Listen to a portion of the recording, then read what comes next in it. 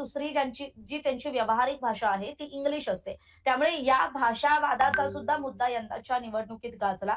त्यानंतर केंद्र सरकार आणि राज्य सरकार यांच्यातले संबंध हे वितुष्टाला जे गेलेले आहेत ते तसेच वितुष्ट त्यांच्यातलं कायम राहतंय, की सध्या सत्तापालट झाल्यानंतर गोष्टी बदलतायत. जर थलापती विजय यांच्या रूपानं जर नवा चेहरा, युवा नेता जर तामिळनाडू राज्याला लाभला, तर पुढे तिथली समीकरणं कशी बदलतायत, तिथली विकास कामं कशी बदलतायत, हे आपल्याला पाहावं लागणार आहे. त्यामुळे सध्याच्या घडीला कुठेतरी चित्र या घडीला सांगायचं झालं तर भाजपच्या बाजूनं आहे. जर आपण पश्चिम बंगालच्या विधानसभेच्या निवडणुकीकडे सध्या सगळ्यांचं लक्ष लागलंय. तर भाजपच्या बाजूने एक पॉझिटिव्ह बातमी आता आणखी अशी आली आहे, की सुरुवातीचे म्हणजे जे मी मगाशी 1,200चा आकडा सांगितला होता, तो या घडीला 128 वर गेलाय. त्यामुळे 3 आकड्यांची बढोतरी जिथे भाजपला जागांमध्ये मिळालेली आहे, तीच इकडे टीएमसीला सुद्धा मिळालेली आहे. 121 चा आकडा तो त्यांचा 124 वर गेलाय.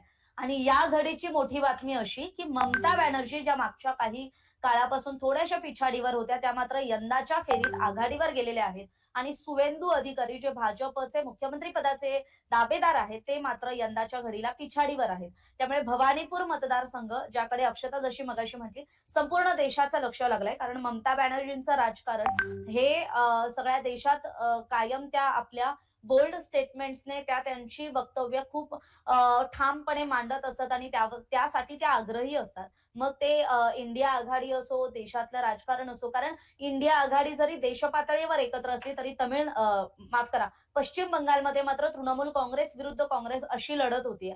त्यामुळे ती स्थानिक ज्यावेळेस राज्याच्या राजकारणात गोष्टी येतात, त्यावेळेस मात्र ममता बॅनर्जी हा स्वतःचा होल्ड ठेवून असतात. त्या स्वतःचा होल्ड द्यायला तयार नसतात आणि ते यंदाच्या निवडणुकीत सुद्धा आपल्याला पाहायला मिळालंय. त्यामुळे पश्चिम बंगालच्या विधानसभेचा निकाल आत्ताच्या घडीला तरी कुठेतरी भाजपच्या बाजूने जागांचा कल असला तरी मुख्यमंत्रीपदी असणाऱ्या ममता बॅनर्जी या स्वतःची आमदारकी वाचवू शकतात का? याकडे जी चर्चा केली जात होती, यावरून खरं तर सोशल मीडियावर सुद्धा त्यांना ट्रोलही केलं जातंय. तर त्यामुळे आता ममता बॅनर्जी खरं तर निवडून येतात का आणि त्यांची आमदारकी कायम राहते का? कारण मुख्यमंत्रीपद कितपत राहील याबाबत अजूनही साशंका आहे.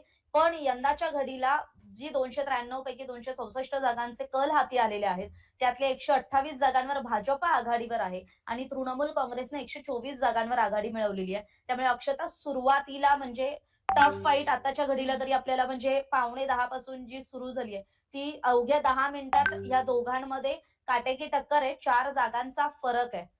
शिकूया एआय ची क्रांती. चला करूया MSCIT. आजच नजीकच्या MSCIT केंद्रात आपला प्रवेश निश्चित करा.